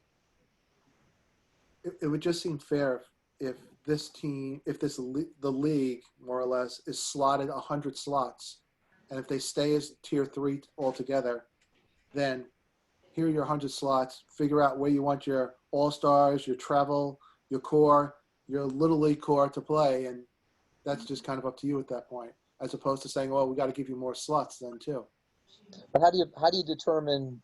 I know you just took that number, but at some point or another, you have to assess a number of permits that you're going to be issuing. What's the criteria that we could use fairly to say, okay, you get 50, and how much to somebody else? What do we use to cut the pie? Well, then, if you're going by that same logic, then the kids that are paying $1,300 to $1,500, then they should be at a different level than, as like you said, there could be a subcategory as far as field priority, because Are we getting a cut of that 1,500, or is if I can run a league more efficiently and I can get your son in for 300, and Dimitri runs another league for $3,000 because he wants crystals on the uniform. You know what I mean? So I think I don't know what you mean. You like crystals. So stop. From my perspective, there's a certain amount of inventory we have, and that just needs to be divided up. I'm not sure and then prioritized by category. Well, I agree. I think my dilemma is, and maybe that's going to some of Manny's questions, and Manny, please chime in if I'm not articulating this correctly, but how come this group gets it before this group? Based on what?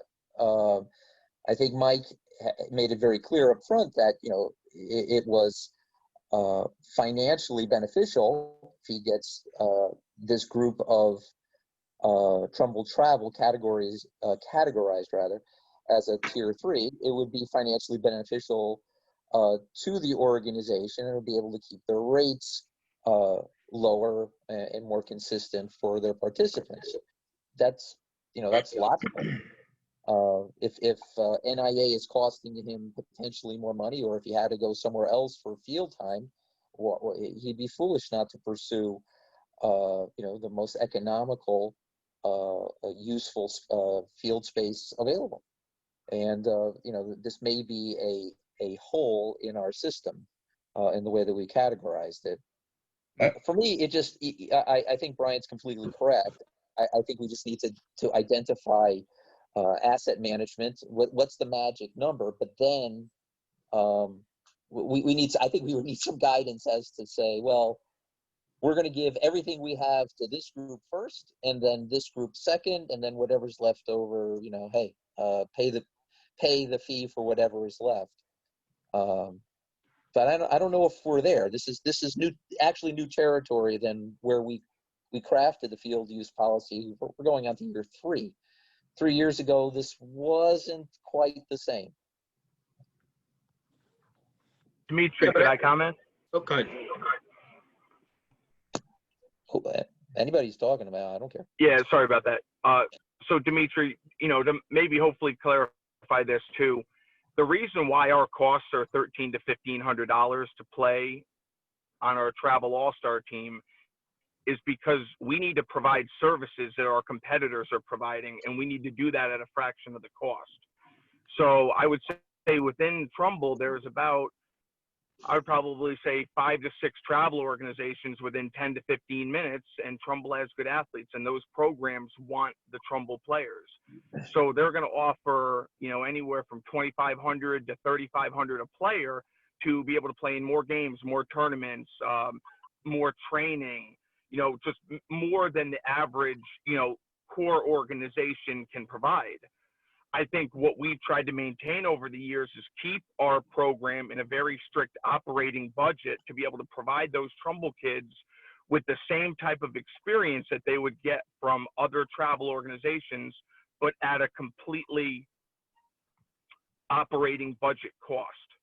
Mike, I think that's I get where you're coming I was from, going to ask, if you didn't 100%, make and that, cost for Manny's it, program, Manny, if you didn't make Mike's team, could you have an opportunity to make the team in Manny's program? Say that again. I'm sorry, John. So if you didn't make one of Mike's teams, do you have an opportunity to make one of Manny's teams, or you already have established a team in your organization? No, we have open tryouts in November. We have tryouts in our facility November 5th through 12th. I mean, anybody's open to come in from anywhere. What does it cost? The cost? Yeah.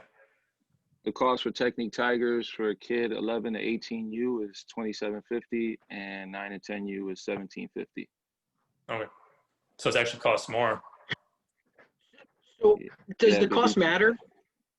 Yeah, the cost shouldn't matter. I mean, if Manny wants to charge $50,000 a year, that's a business Right. decision on his part, right? Our responsibility is managing the inventory of the fields. I'm not, if they're in a category and people want to pay a premium to stay with Mr. Buswell or go to Manny or whatever, does the commission care? I care about the fields not being destroyed because there's too many leagues on them, less than I care about what people are paying for baseball. As well as them being Trumbull residents too. Of course. There's a third piece to this that, again, you've laid this out over the many decades. It is managing the fields and budgeting them correctly, Trumbull residency, but there has sort of been a philosophical imperative that the commission really leans towards, that core group, no cut, really less competitive organization getting a prioritization, essentially, of tax dollars going into the parks and the BOE fields. That's been your, guiding light. This is different. I don't judge them, any differently than that's what you've asked me to do, or that's how we've allocated field space historically. If we're going to be changing that, I'm not weighing in with an opinion on it. That's completely within your purview. But historically, that's not what the commission has leaned towards. It's been a less competitive, no-cut programs gets the priority and the main weight of our resources. And I might just interject here. And Manny, I think that's what your point is, isn't it? That yeah, I mean, because like Brian spoke earlier, he said, okay, so what if we give the traditional core program 100 dates? If Trumbull Travel lands underneath, is under the Babe Ruth umbrella, which is a core, I'm assuming is a core program that's been there for a while. I mean, how do you monitor if Babe Ruth got equal opportunity, the kids that are residents that pay lesser price for Babe Ruth, did they get an equal opportunity than the Trumbull Travel kids that are on the All-Stars, which 99% of the local leagues focus on those All-Star kids? I mean, that's known in the industry. And Manny, do you have mostly Trumbull kids, or do you have like Bridgeport, Trumbull, or is it mostly just Trumbull kids? I have about 45 to 50% Trumbull kids, and the rest from all surrounding towns. Okay. But I don't land underneath the core, category 3, I guess. I went in and I got categorized as a 6, and I have no issue with that. I mean, I'll cover the cost of renting the fields. I have no problem with that because I know it's adding to the town. But my thing is, I feel like there needs to be a cleaner system that could be fair across the board, because now you have one person running all 4 organizations. what, all four or whatever, two organizations that sounds like four. All right. So Dimitri, is this a field use policy committee? It sounds like we got to get back together and try to kind of flush this out. And I think it'd be helpful if Manny and Mike Buswell could give us some more information potentially, so we understand what we need to accomplish. Well, it's a good time. Let's, we're winding down essentially this year's season. We can get the band back together again and Zoom through field use committee. Sounds like the right thing to What I do. was saying previously, it sounds like the best option instead of just going back and forth to get the people who actually came up with the policy and were more familiar with the other commissioners here to hash it out and then come back to us with a recommendation. I think that would be the best. So Mike and Manny, if they're not sure about this, there's a subcommittee that just handles things like we're talking about tonight. And I guess it's our recommendation that this goes to them before something like this could be decided upon by us. Does that sound right, Kevin? Yes, yes. I think right now we're kind of all over the place and we need a little bit more specifics. And even if it means creating another category, see what the field use policy, she says there's some good minds on that field use policy. On the committee. Does someone want to make a motion to take this issue that way? Yeah, I'll make a motion that the field use committee, discuss what's going on with the baseball, Trumbull Travel, and All-Star and Core ×2.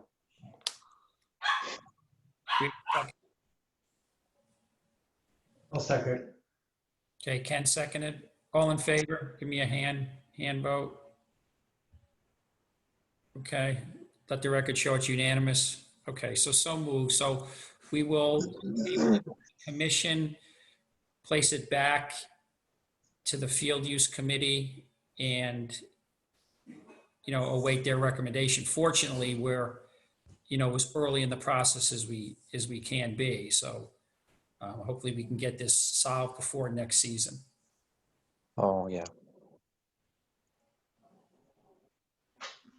Okay, Manny and Mike, thank you. Thank you. Thank you, everyone. I appreciate it. Yep, and this will be continued discussion. Okay, can I have a motion to return back to our formal meeting? Okay, Brian, second. Ken will second it. Okay, all in favor, hand vote. Okay, we will return back to our formal meeting. I actually have to jump off. Go ahead, John. Sorry. We're still on new business, so. Okay.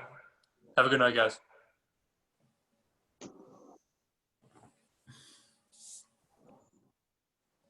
Okay, new business. Dimitri, do you just want to quickly summarize what we've been through as far as the law enforcement gathering? I don't think a lot of these commissioners know will be your communication with the law enforcement, not protest, but Yeah. So since the last meeting, as quickly as I can sort of encapsulate this, it became known that an organization wanted to have a pro-police rally and had announced the date for actually this past weekend at Indian Ledge Park at such and such a time.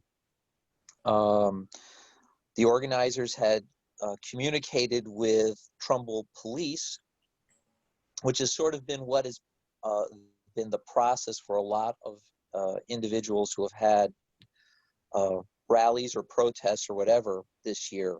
I can't underscore the fact that the town's really never had to deal with this before. This is all sort of new. So, anybody who's been responsible has reached out to PD, and PD has rendered guidance as to how all of these events should go, and not always 100% on point either, because they were working their way through it, and a lot of people really needed to get together to understand the process. The reason I'm saying that is there's been a couple of gatherings at on the town hall.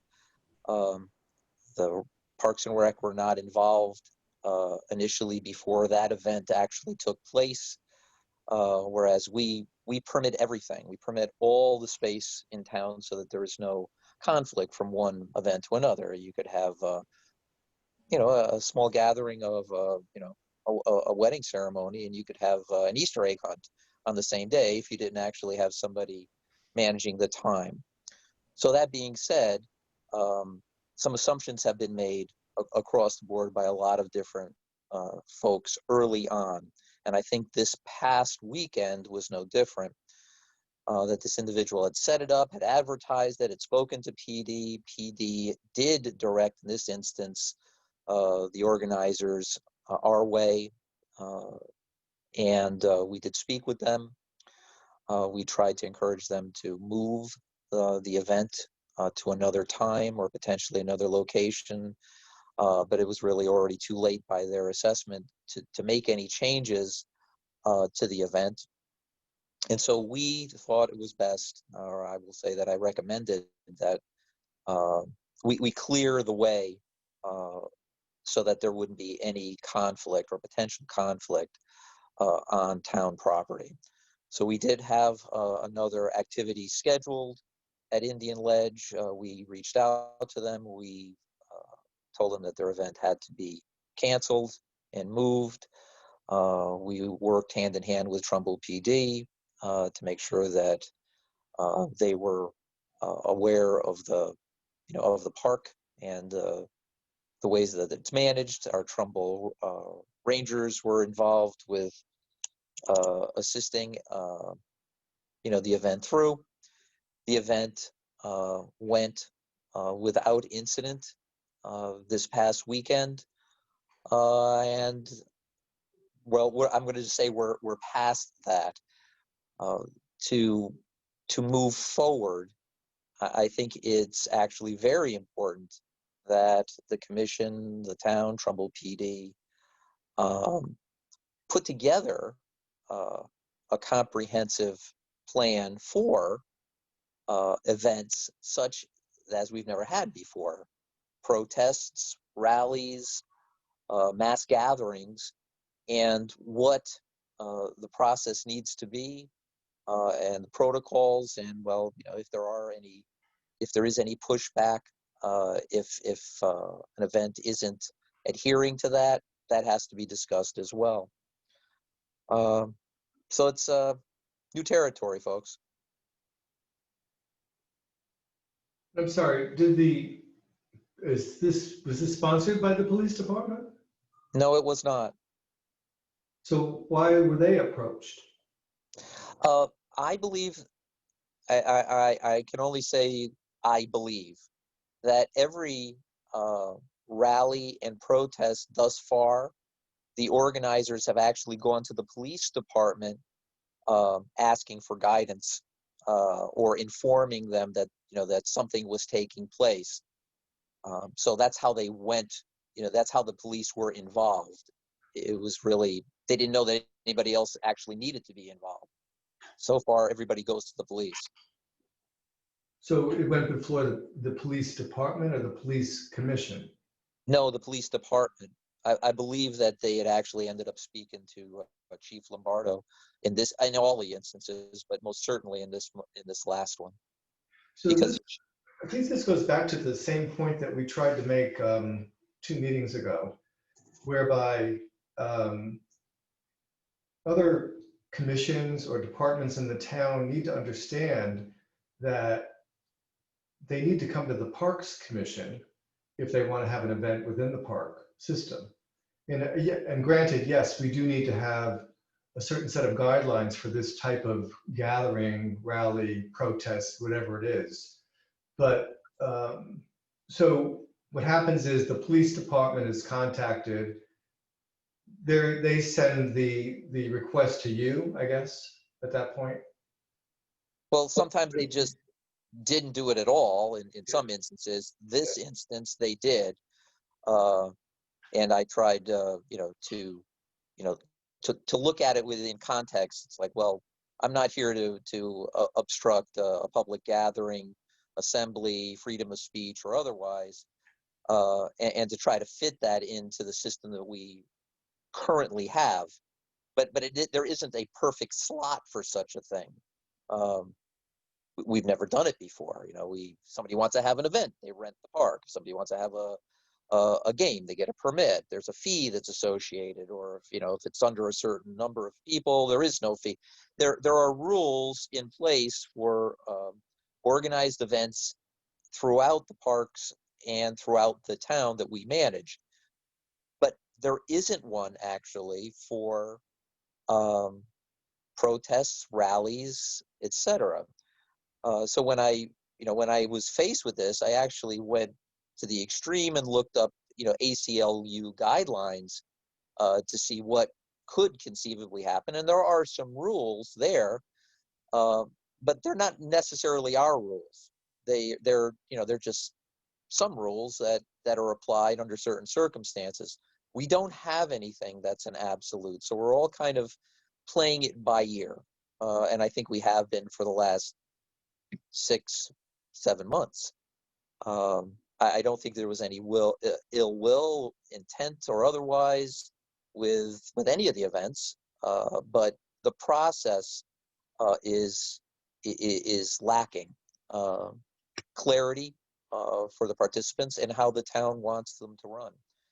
Well, so there was disruption within the park program because someone was bumped out of Indian Ledge to accommodate this particular group.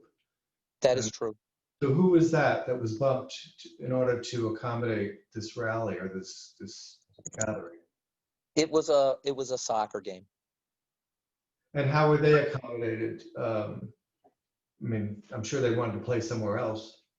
Well, there was enough advance notice that it was a game and it was able to be scheduled elsewhere. It was a travel program, so they went to the other town to play. Okay, well that's good, but I'm hoping that we're not going to be making decisions out of fear, rather than going through what would be the typical permit process for anybody that wants to use the parks.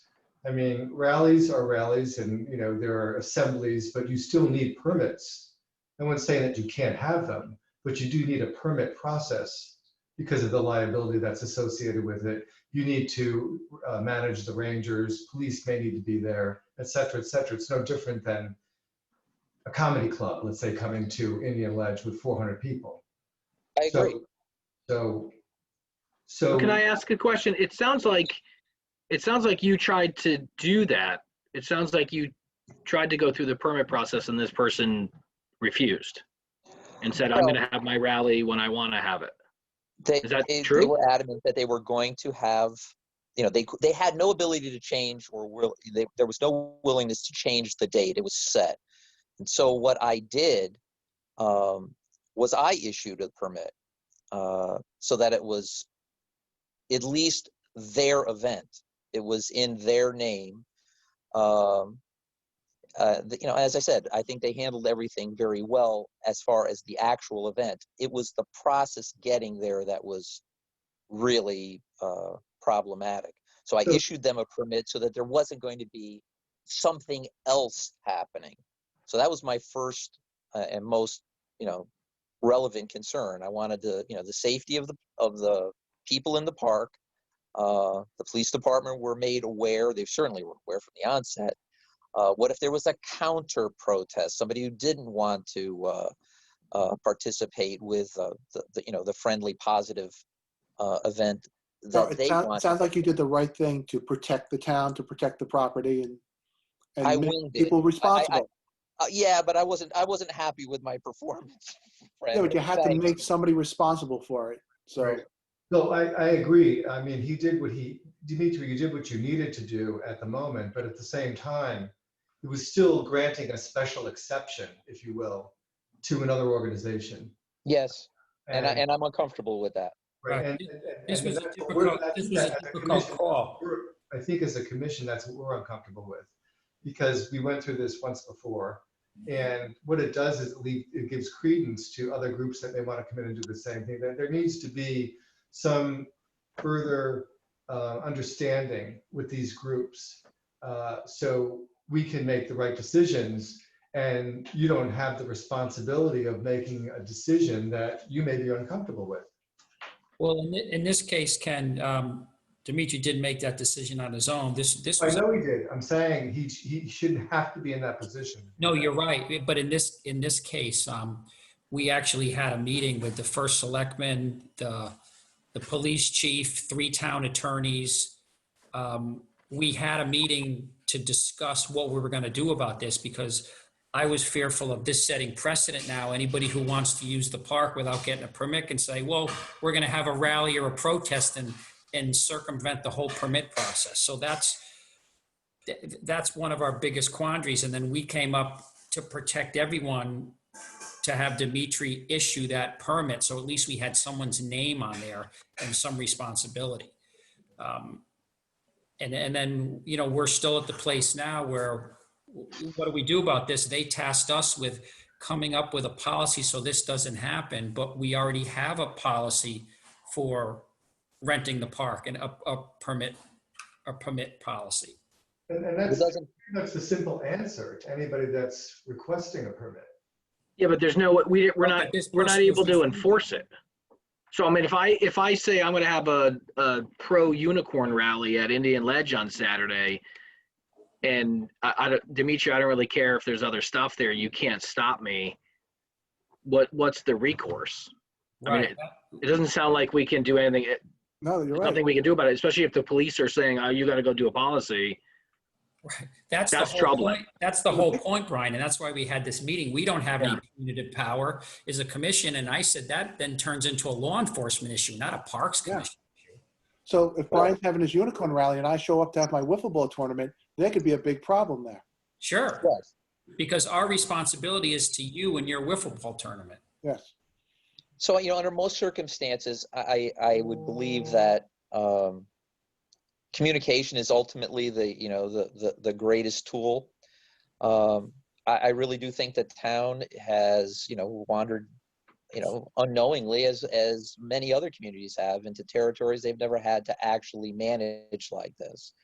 I would suggest looking at how we want to, deal with a public gathering like this. Now, this is not some spontaneous, uprising. That's not controlled. That's completely within the purview of the police department. But all of these events thus far were they were brought up weeks before. They were planned, so that people's voices were heard on a particular topic. There should be a specific process. Is there a fee associated with these things? If there is any, are there, do they have the right to demand a specific location? What if there is a conflict? What takes precedent over what? Does a public outcry trump a unicorn tournament or whatever? I mean, it's, those are questions that I can't answer alone, but there's a process that could probably be crafted that we could adhere to. Again, if everybody in the world who wants to, or I should say in Trumbull or otherwise, who wants to hold said type of rally for whatever the topic, this is what you do. Well, we could have it on our website. We could do whatever. It seems kind of odd, but it's probably what we need. Because what happens when it gets to the police department? What do they do initially? Do they contact you or? Well, early on, they didn't. The earliest events on the town hall green, they didn't. They just managed it from a police perspective. They didn't know that we had permits. They know now. This time when they were approached, they encouraged the organizer to contact me. And we actually contacted them. We got their names, we knew who they were, and we reached out to them to try to, work this out without it becoming a bigger headache than it might have been. It just wasn't able to be managed after the fact, in simple terms.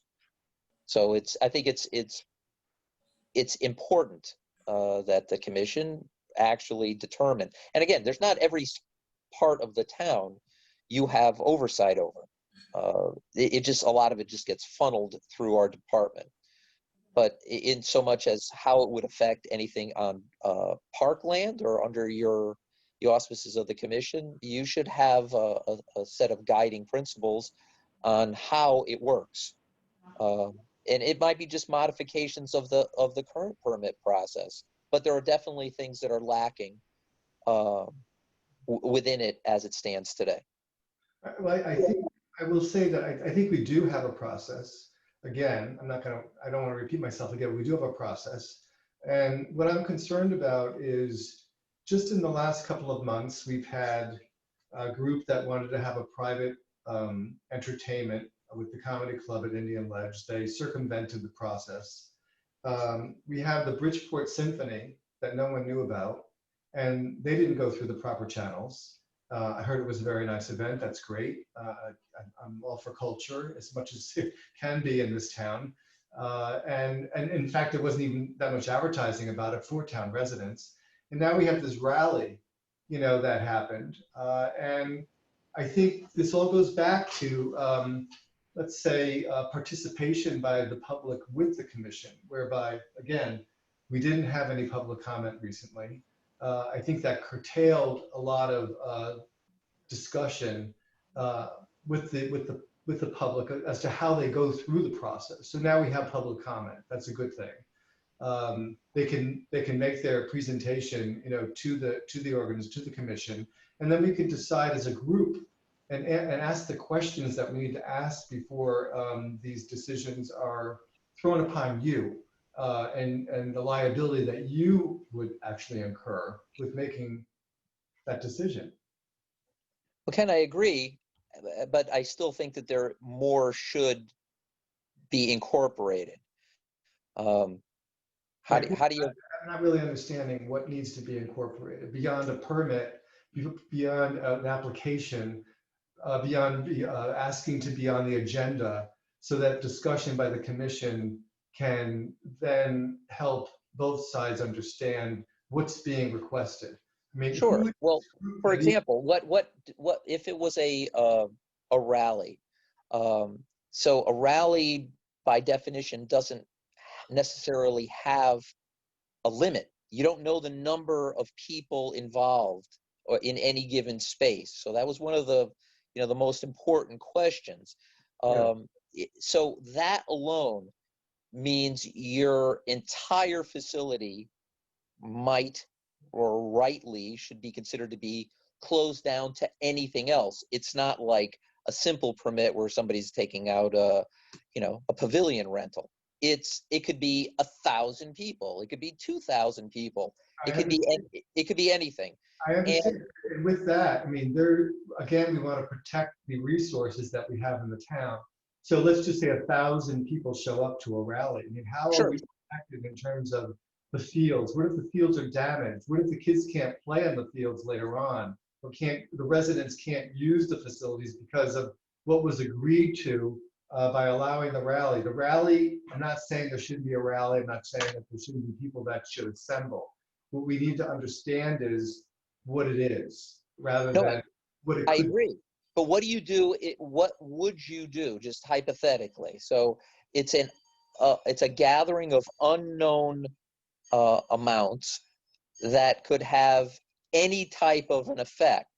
So you're essentially going to ask somebody to take out, an insurance policy for a rally. You're going to ask them to take out, what is it that the commission's going to ask? Are you going to ask them to pay the $1,500? Yes. Who is the go-to person? Who is responsible for making the application? I mean, it's a simple question. How are they responsible? What is their responsibility to the community? We're providing a service to them. How are we protected? That's what Well, I need. I understand, but how does that apply? Are there any conditions that differ when it's a protest or a rally versus just another type of planned activity? It to me, it is different. And I believe me, I am very uncomfortable with this process, Ken. I'm just playing devil's advocate because we've had to, have a lot of sleepless nights onto how this actually works. At the end of the day, you don't have any guarantees that you would with, let's say it was the 300 people at the comedy show. Well, you knew it was 300 people, and you know that it was Joe Garrick, and you know that a yada yada yada, and there was a fee paid, and all of that stuff. Those are sort of playing by the numbers. If it's hi, I'm just having an event. Well, I'm coming with Fairfield County. Well, then what do you do with that? And who do you hold accountable? Or do you shut the gate and deny them access because you don't want to risk it? Those are decisions that you could make. Look, it's new ground. These are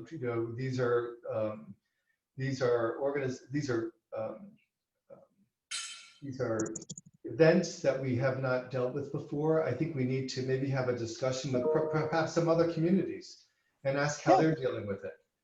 Maybe that's the discussion we need to have. But I will ask you this. See, so the police commission was not sponsoring, or the police department was not sponsoring this group. What is the name of the group, or who is the individual that requested this? I don't remember the name of the group proper. I can get that to you. And was it touted as a rally? Was it a fundraiser for the police? I believe it was just a rally. My understanding was that it was just to voice, positive thoughts and support for the police department. In this particular instance, yes. A very positive gathering. Well, it sounds as though it was positive, but it's still very vague. And I guess we're just going to have further discussion about how we're going to deal with this in the future. Yes. Just been. Ken, I think you're right, and everything that you're saying is correct. In this case, we have all the rules that they were supposed to follow. Our problem was they said, we're not taking out a permit. We're not paying a fee. They just said no because it falls under rally. It's my First Amendment right. I'm going to do whatever we want. That's where we had the problem with it. It wasn't that the criteria that we have set up wasn't appropriate. Everything was appropriate. They just balked at and said they were going to do what they were going to do. Well, I mean, that's fine. They have the right to protest. And yes, that is their First Amendment right. Well, have it on town hall steps. I mean, you could have, if there was an already event scheduled at Indian Ledge, the simple answer, I think, would have been that there were already games scheduled there, but we'll provide you with a different location so you can have. We did say that. Have it at the town hall steps. Have it at the police department. They're being. We did all that, and we had a meeting with 3 town attorneys, and they couldn't come up with an appropriate answer for how we should deal with this. So it's not like they're going to have to. Then the town attorneys are going to need to figure it out, because they're the people that are making the decisions for the community, evidently. Yeah, they threw it back on us and said the commission should come up with a policy. Right. We have a policy. They caved is what they did. So 3 town attorneys sat and deliberated, and nobody came up with a decision except to say throw it back to the Parks Commission. And then out of fear, basically, we gave them the permit. I'm sorry. It's just, I think it's getting out of control, and I'm really worried. I mean, it starts out with, a positive event, if you want to call it that, entertainment, the symphony, the comedy club. Now it's a rally, it was a pro-police rally. That's a good thing. I'm not saying that's, I'm supportive of that, but, what's the next rally? What's the next event that comes forward because you gave this permission to this particular group? So now we want some we want something else. Let's just say it's in protest of the police. You know, what if there's what if there's different conditions that the fields or our facilities are left in because what we're now allowing, or potentially allowing? I think the town attorneys maybe need to sit with us and come up with a plan. If they're going to pass it on to us, they need an answer so they know how to respond to these people, because evidently they're going to the first selectman's office, they're going to town attorneys, they're going to you, they're not coming before us. We do have a policy in place, and it's being circumvented. So I guess that's all I want to say about it, but I'm concerned and I'm confused and I'm concerned about how this is all going and has been going for the past few weeks.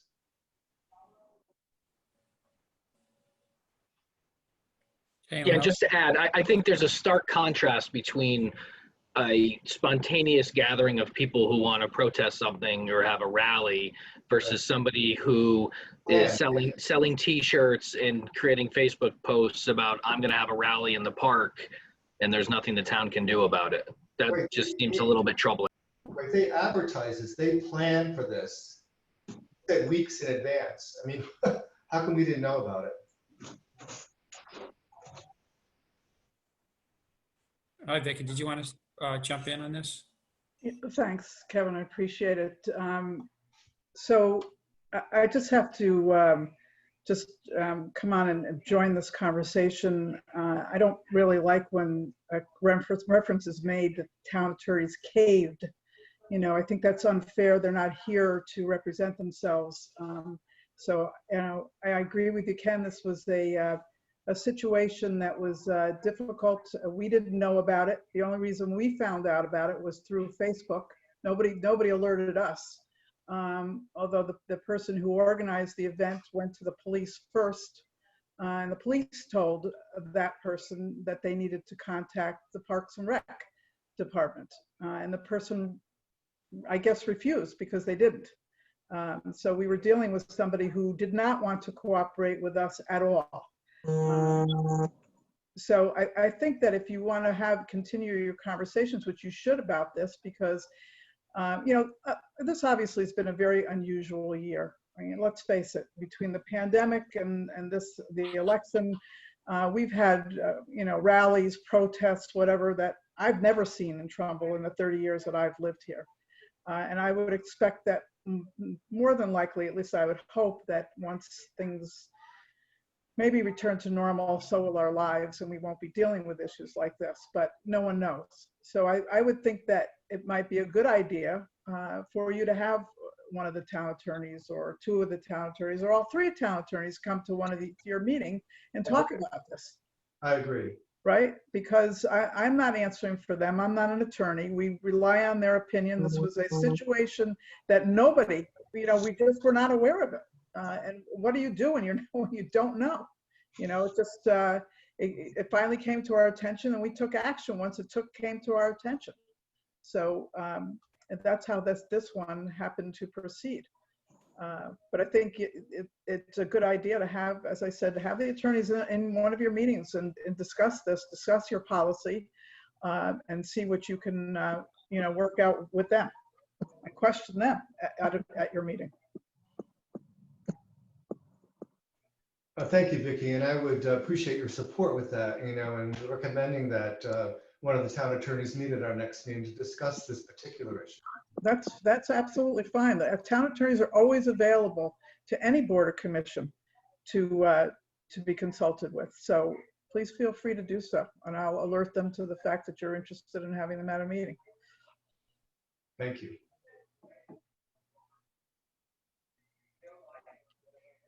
Anything else on this topic? No? Okay, we're still under new business. Any other new business?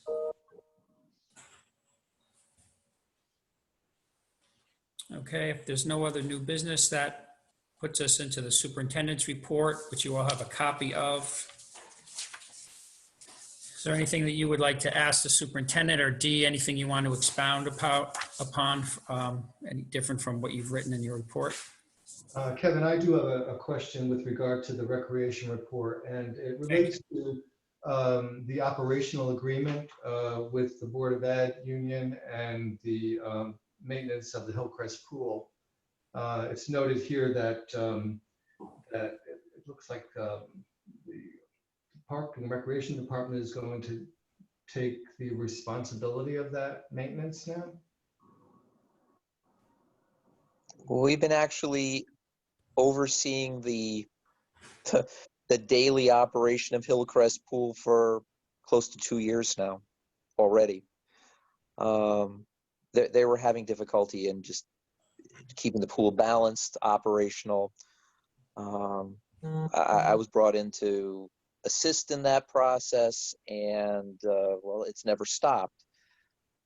Where it became somewhat problematic is where there was even resistance for me to actually even be able to go into the pool. So I get a call every morning, every night, and I basically guide their workforce through just the mechanicals or the chemical applications of the pool. And if there are bigger problems, then Parks and Rec staff will go in there and physically do the work as well.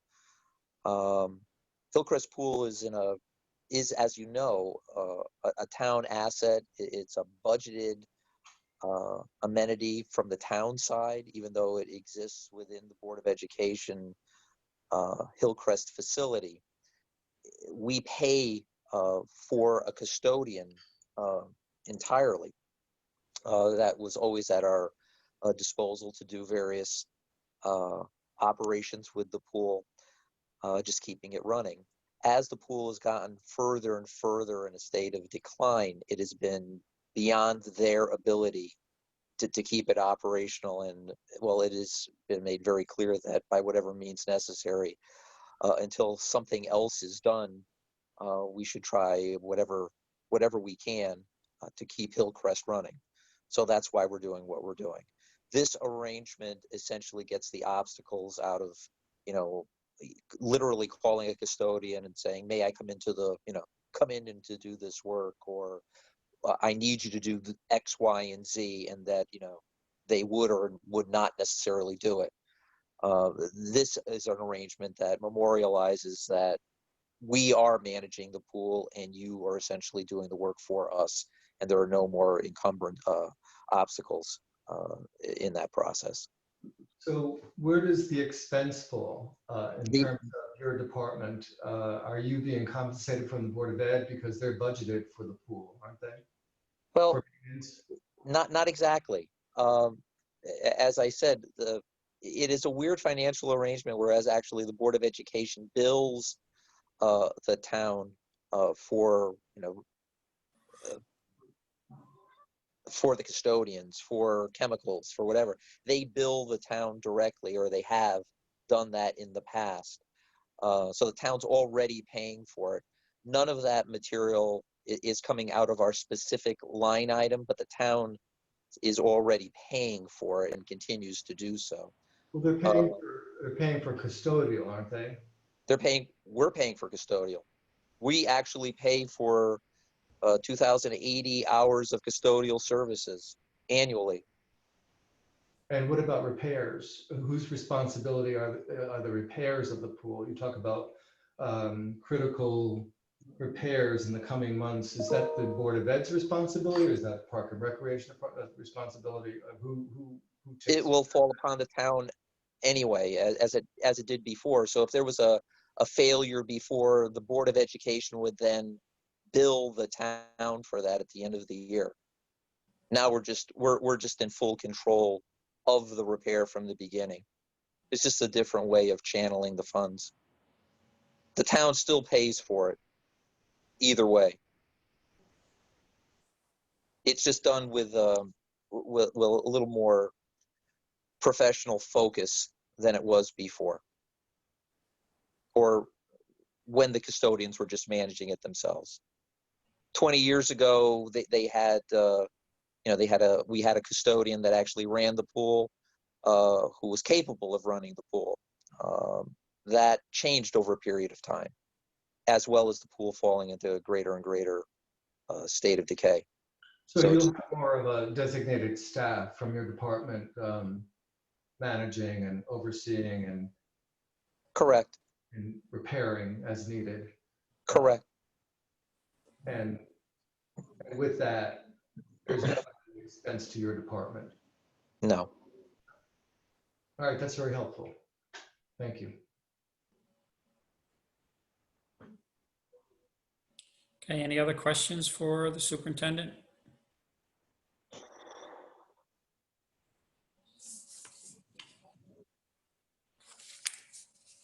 You good? You want to expound on anything you wrote, or everything's covered in there? Okay. Vicki, while we have you here, is there any chance on having a live meeting next month? Like if we could get in the council chambers, could we social distance in there? You know what? I'm gonna have to get back to you on that, Kevin. I don't have an answer for you. I thought that the governor was going to issue modified orders about in-person meetings, but I haven't seen that come out yet. And there we have, you know, would have to check with George Estrada to see whether that the number of people on this commission could fit into the council chambers with proper social distancing. I don't think it can. And so I'm not going to, I can't say, and I probably will continue to say no at this point for in-person meetings. You know, Okay. P&Z I was can definitely see that the Long Hill room is too confined, but the council chamber seems pretty big if we spread out. yeah, The council chamber is actually used in very different ways right now. It's reconfigured for the building department meetings. It's not as you remember it. Yeah, it's not an open room like it always was for meetings. As Dimitri said, we have it set up. The building department uses that space, so it's really half the space that it normally was. And there's also other requirements, and Bill Chin probably could fill you in on those as to how a meeting has to be set up, how it has to be live streamed.